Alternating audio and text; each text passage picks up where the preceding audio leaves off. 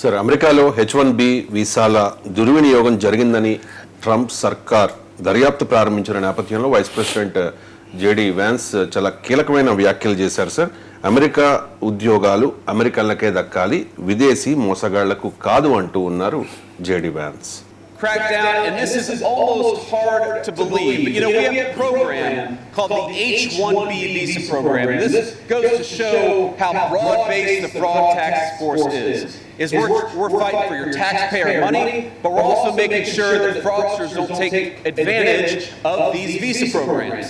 Now, why does this program exist? This is a visa program that was set up to ensure that if you are a brilliant technology person or a brilliant scientist or a brilliant doctor, you can come to the United States and get access to this visa program.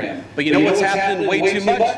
Is that big corporations and fraudsters overseas are using this program to undercut the wages of American workers. So you know what we're doing in the Trump administration? We're saying no more. If you were trying to take advantage of that visa program, you were not allowed into the United States of America. Today, I'm proud to announce that the Federal Department of Labor has started dozens of subpoenas and investigations into foreign fraudsters who are trying to take advantage of the H-1B visa program. Here's a simple principle, ladies and gentlemen. American jobs ought to go to American workers and not foreign fraudsters, and the Department of Labor is fighting back against it. About another fraud. Sir, America ఉద్యోగాలు అమెరికన్లకే దక్కాలి, విదేశీ మోసగాళ్లకు కాదు అంటూ ఉన్నారు. Sir, and H1B visa అసలు ఉద్దేశం ప్రపంచ స్థాయి ప్రతిభ కలిగిన శాస్త్రవేత్తలు, టెక్నాలజీ నిపుణులు, వైద్యులను అమెరికాకు తీసుకురావడమే అంటూ ఉన్నారు. సార్, జేడీ వాన్స్ వాదన కరెక్టేనా సార్? అంటే మరి మీరు ఫ్రీ ట్రేడ్ అంటే అమెరికా ఉద్యోగాలు అమెరికన్లకే, అమెరికా పెట్టుబడులు ఇండియాకి ఎందుకు రావాలి? ఇండియాలో పెట్టుబడులు మాత్రమే ఇండియా నడుపుకుంటుంది. అమెరికన్ కంపెనీలు ఇండియాలో ఎందుకు పనిచేయాలి? భారతదేశానికి ఉపయోగపడే రంగాల్లో వస్తే సంతోషమే, కానీ అవసరం లేని రంగాల్లో కూడా వస్తుంది కదా. ఇప్పుడు అమెరికా ఉత్పత్తులు అమెరికాలో అమ్ముకోండి, భారతదేశంలో అమ్ముకోవద్దు. ఇప్పుడు ట్రంప్ ఈ ట్రేడ్ డీల్లో భాగంగా అమెరికాకు చెందిన మొక్కజొన్న కొనమంటున్నాడు, మనతో సోయా కొనమంటున్నాడు. ఇవన్నీ ఎందుకు కొనమంటున్నాడు? మరి అమెరికా భారతీయులు భారతీయ సోయానే కొని తింటారు, భారతీయులు భారతీయ మొక్కజొన్నే తింటారు. అమెరికా సోయాలు అమెరికన్లే తినాలి, అమెరికా మొక్కజొన్న అమెరికన్లే తినాలి. మరి అది చెప్పాలి కదా థియరీ. సో అందువల్ల మీరు అమెరికన్ బ్యాంకులు ఇవాళ ఇక్కడ ఎందుకు పనిచేస్తున్నాయి? America financial institutions, American insurance సంస్థలు ఇక్కడ ఎందుకు పనిచేస్తున్నాయి? అమెరికా పళ్ళు కూడా దొరుకుతాయి కదా మన దగ్గర, ఫ్రూట్స్ కూడా అమెరికా నుంచి అటువంటి ఫ్రూట్స్ కూడా మన ఇండియాలో దొరుకుతాయి. మరి అమెరికాలో ఉండాల్సినటువంటి బియ్యాన్ని మనం కొనువని చెప్తున్నారు, మన దగ్గర బియ్యం పండదా? సో అందువల్ల ఫ్రీ ట్రేడ్ అంటే ఓన్లీ క్యాపిటల్ గూడ్స్లోనే ఫ్రీ ట్రేడ్ ఉంటుంది అనేటువంటి సిద్ధాంతమే కరెక్ట్ కాదు. ప్యూర్ ఫ్రీ ట్రేడ్ అంటుంటే క్యాపిటల్లో ఉండొచ్చు, గూడ్స్లో ఉండొచ్చు, సర్వీసెస్లో ఉండొచ్చు, హ్యూమన్ రిసోర్సెస్ కూడా ఉండొచ్చు. సో అందువల్ల ట్రంప్ అడ్మినిస్ట్రేషన్ చెప్తున్న వాదన స్వేచ్ఛా వాణిజ్యం అని అమెరికా దశాబ్దాలుగా చెప్తున్న ఆర్థిక సిద్ధాంతానికి విరుద్ధమైంది. ఇక రెండవది, ఇది ప్యూర్లీ రెటోరిక్. ఇదంతా చెప్తారు, కొంత చేస్తే చేయొచ్చేమో, కానీ H1B వీసా ప్రోగ్రాం భారతీయుల మేలు కొరకు వచ్చిన ప్రోగ్రాం కాదు. అమెరికాలో ఇచ్చే వీసాలు ఇండియన్స్కి ఏదో బెనిఫిట్ చేయాలని, మన ఇండియన్ మిడిల్ క్లాస్లకు ఉద్యోగాలు ఇవ్వమని వాళ్ళు తెచ్చిన ప్రోగ్రాం కాదు. వాళ్ళు ఆ ప్రోగ్రాం తెచ్చింది అమెరికన్ కంపెనీలకు సబ్సిడైజ్డ్ మ్యాన్ పవర్ కొరకు తెచ్చిన ప్రోగ్రాం. అంటే తక్కువ వేతనాలకు మానవ వనరులను కల్పించటానికి తెచ్చిన ఒప్పందం అది. సో తెచ్చిన విధానం అది H1B వీసా. అందువల్ల అదేదో నిజమే H1B వీసాలో లబ్ధి పొందే వాళ్ళు 71% ఇండియన్స్ కాదని ఎవరంటలేరు, కానీ ఆ ప్రోగ్రాం తెచ్చింది ఇండియన్స్కి ఉద్యోగాలు ఇచ్చి ఇండియన్స్ని ఏదో బాగు చేద్దామని తెచ్చింది కాదు. అమెరికన్ కంపెనీస్కు చౌకగా మ్యాన్ పవర్ కొరకు తెచ్చిన ప్రోగ్రాం. అందువల్ల అమెరికన్ కార్పొరేట్ ఇంట్రెస్ట్లకు భిన్నంగా ట్రంప్ ప్రభుత్వం ఉంటుందా? ఎందుకంటే it is the most corporate friendly in history of America. ఇంకా మిగతా అమెరికాలో రిపబ్లికన్లైనా డెమోక్రట్లైనా కార్పొరేట్ ఫ్రెండ్లీ, ఎందుకంటే బిగ్ బిజినెస్ హౌసెస్ అమెరికన్ పాలసీస్ను డిసైడ్ చేస్తాయి. సో బిగ్ బిజినెస్ హౌసెస్ ఇంట్రెస్ట్ల కొరకు తెచ్చిన ప్రోగ్రామ్ అది. తర్వాత America is immensely benefited by that programme. ఇవాళ ఇలాన్ మస్క్ ఒక ఎగ్జాంపుల్, H1B వీసా మీద వచ్చిన వారే ఇలాన్ మస్క్. ఇవాళ ఇలాన్ మస్క్ అమెరికాలో సృష్టించిన సంపద అంతా ఎంత కాదు కదా, ట్రిలియనర్ అయింది. అంటే 1,00,00,000 కోట్లు అంతే, లెక్క కూడా పెట్టలేము. సో స్పేస్ ఎక్స్ లాంటిది, మీకు టెక్స్లా లాంటిది, స్టార్లింక్స్ లాంటి బ్రెయిన్ లింక్ అని తెస్తున్నాడు, బ్రెయిన్లోనే ఒక చిప్ పెడతానని.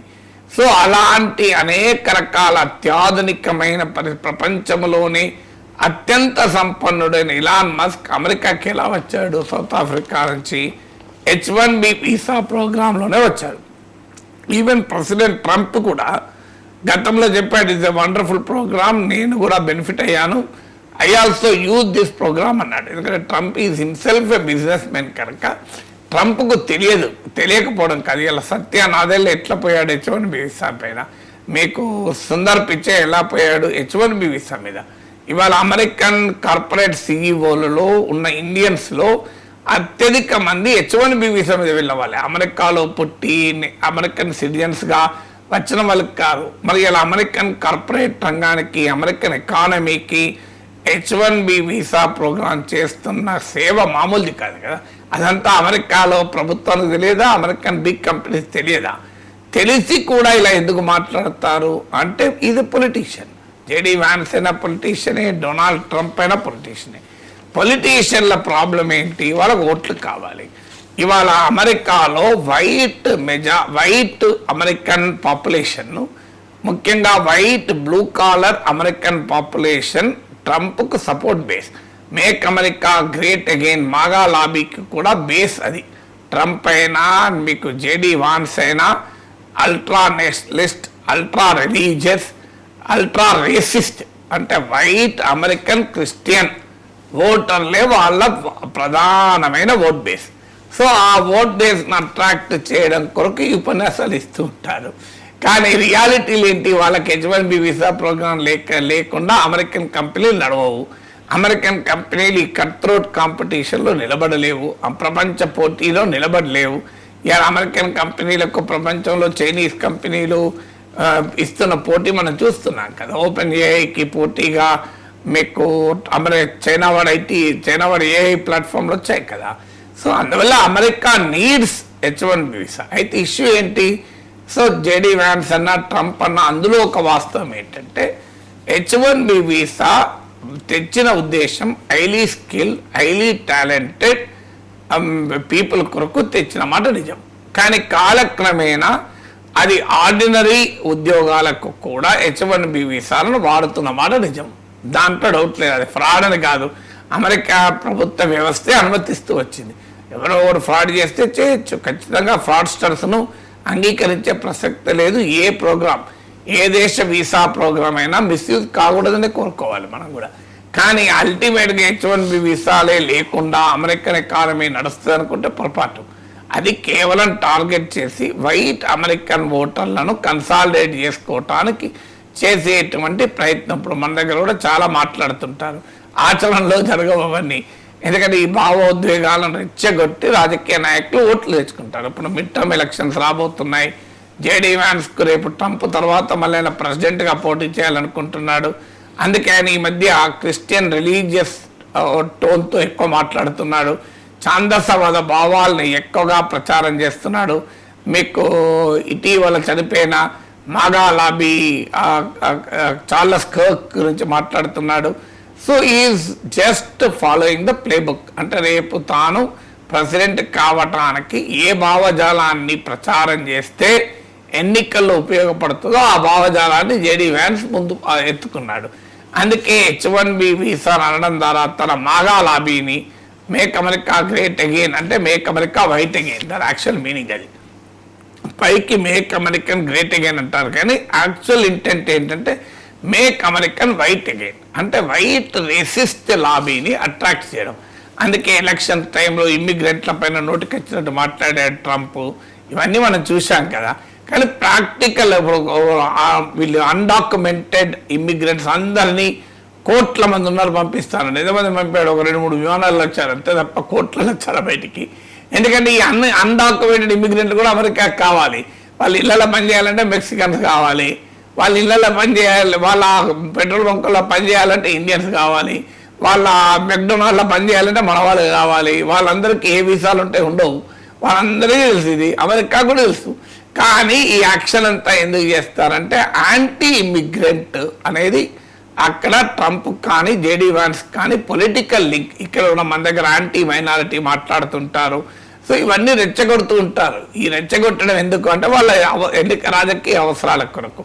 అందువల్ల ఎవరో ఒకరిని శత్రువు, ఐ అండ్ అదర్, ఈ అదర్ అనే సిద్ధాంతం రాజకీయాల్లో ఇంపార్టెంట్ అయిపోయింది. ఎవరికో వ్యతిరేకంగా పోలరైజ్ చేయాలి. ఇవాళ ట్రంప్ జేడీ వాన్స్ ఆలోచన ఏంటంటే వైట్ అమెరికన్ ఓటర్లను తనకు అనుకూలంగా ర్యాలీ చేసుకోవాలి, పోలరైజ్ చేయాలంటే ఎవరినోని శత్రువుగా చూపెట్టాలి. అందుకే H1B వీసాల ద్వారా ఇండియన్స్ను శత్రువులుగా చూపెడతారు, చైనీస్ను శత్రువులుగా చూపెడతారు. ఓహియోకి వెళ్ళి ఎన్నికల సమయంలో ఈ ఇమిగ్రెంట్లు మన పిల్లులు పిల్లలు మన పెంపుడు పిల్లుల్ని పెంపుడు కుక్కలు తింటున్నారని చెప్పి మాట్లాడాడు. సో ఇలా కంటిన్యూస్గా ఇమిగ్రెంట్ల పైన అటాక్ చేస్తూనే ఉంటారు. ఎందుకు చేస్తుంటారంటే తన వెనక పోలరైజ్ కావాలి, మన వైట్ ఓటర్ పోలరైజ్ కావాలి. ఎందుకంటే సగం ఓటర్లు వైటే ఉంటారు. సో వాళ్ళ ఓట్లు తెచ్చుకుంటే తాను ఎన్నికల్లో గెలవచ్చు. వాళ్ళలో డిస్కంటెంట్ పెరుగుతోంది. ఇప్పుడు ఉదాహరణకు మిడిల్ అమెరికాలో ఉండే వైట్ అమెరికన్ ఫార్మర్స్ ఇవాళ ట్రంప్ పైన కోపంతో ఉన్నారు. ఎందుకంటే ట్రంప్ అనుసరించిన ట్రేడ్ వార్ వల్ల ఇవాళ వాళ్ళ సోయా, వాళ్ళు ఉత్పత్తి చేసే మేజ్ ఇవన్నీ అమ్ముడుపోతలేవు. ఎందుకంటే అమెరికన్ ఫార్మర్స్లో పెద్ద సెక్షన్ వైట్ అమెరికన్సే. So most of them white అమెరికన్సే. అందువల్ల వాళ్ళు ఎప్పుడైతే చైనా పైన టారిఫ్ వార్ ప్రకటించారో చైనా వాళ్ళు సోయా కొనడం మానేశారు. అమెరికన్ సోయా మొత్తాన్ని చైనా వాడే కొనుట్టాడు. వాళ్ళు ఇప్పుడు చైనా వాడు బ్రెజిల్ నుంచి కొంటున్నాడు.